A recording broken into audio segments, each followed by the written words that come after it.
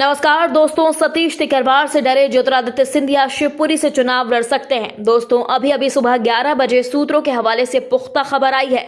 बताया जा रहा है कि बीजेपी की 5वीं लिस्ट में सिंधिया का नाम आ चुका है। देर रात तक सिंधिया का नाम ग्वालियर पूर्व से था, पर पतलून गीली होने और कमलनाथ की सरकार गिराने के हवाला देने गिड़गिड़ाने पर केंद्र ने फिलहाल ग्वालियर की जगह अब शिवपुरी से उनका नाम जोड़ दिया है। दोस्तों, अभी तक बीजेपी की 4 चर्चित लिस्ट आ चुकी है और बीजेपी ने मध्य प्रदेश की 230 विधानसभा सीटों में से 136 सीटों पर अपने प्रत्याशियों के नामों का ऐलान कर दिया। अब बीजेपी की 5वीं लिस्ट आएगी। दोस्तों, बीजेपी ने चौथी लिस्ट में अब तक सीएम शिवराज सिंह चौहान सहित 24 मंत्रियों सहित 3 केंद्रीय मंत्रियों, 7 सांसदों और 1 राष्ट्रीय महासचिव को एमपी से आने वाले सभी केंद्रीय मंत्रियों और सांसदों के साथ ही मध्य प्रदेश विधानसभा के चुनावी मैदान में उतार दिया है। सिर्फ 1 केंद्रीय मंत्री के नाम की घोषणा अभी तक नहीं हुई।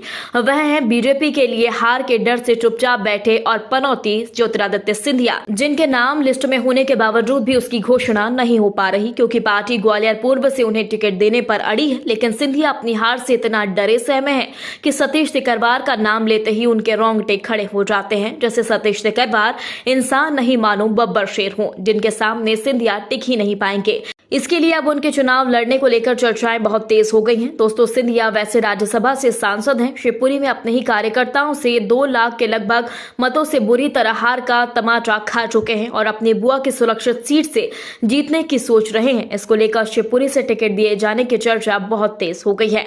इन अटकलों को तब और तेजी मिल गई जब शिवपुरी से चुनकर आ रही एमपी की खेल मंत्री यशोधरा राजे सिंधिया ने इस सीट को खाली करने का ऐलान कर दिया और बीमारी की वजह बताकर विधानसभा चुनाव लड़ने से भी इनकार किया। दोस्तों, यही नहीं, शिवपुरी से महाराष्ट्र के लिए चल रही अटकलों को तब और अधिक बल मिल गया जब बीती रात चंदेरी जाने के दौरान सिंधिया शिवपुरी क्षेत्र से होकर गुजरे। इस दौरान उनके वाहन को बीच सड़क पर रोककर स्थानीय कार्यकर्ताओं ने सिंधिया से हाथ जोड़कर अपील की, महाराज, यदि आप चुनाव लड़ना ही चाहते हैं तो शिवपुरी सीट से ही लड़िए, ग्वालियर आपको हरा सकता है। लोगों की इस डिमांड के बदले सिंधिया ने बस सहमति से अपना सर हिला दिया, लेकिन मुंह से कुछ नहीं बोले। इस दौरान सिंधिया का भव्य स्वागत किया गया, जमकर फूल मालाओं की बारिश की गई।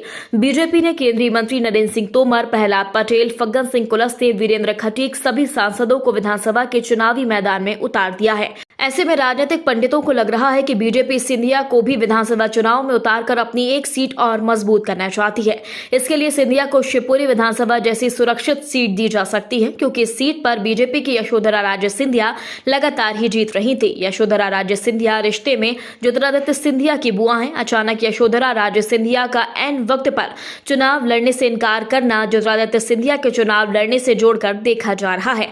अब देखना होगा कि बीजेपी की 5वीं लिस्ट में सिंधिया का नाम होता है या फिर नहीं।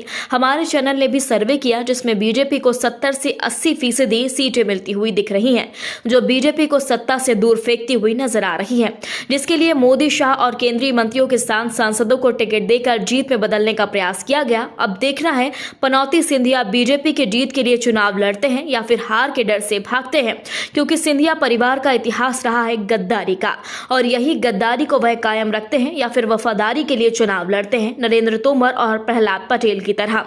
दोस्तों, इस खबर पर आपकी क्या राय है? कमेंट बॉक्स में हमें जल्दी बताएं। यदि आपने अभी तक हमारे चैनल को सब्सक्राइब नहीं किया तो प्लीज बेल आइकन दबाकर अभी हमारे चैनल को सब्सक्राइब करें। खबर अच्छी लगने पर लाइक शेयर करना बिल्कुल ना भूलें। अगली ताजा खबर के साथ हम जल्द आपके बीच हाजिर होंगे। तब तक के लिए नमस्कार, जय हिंद।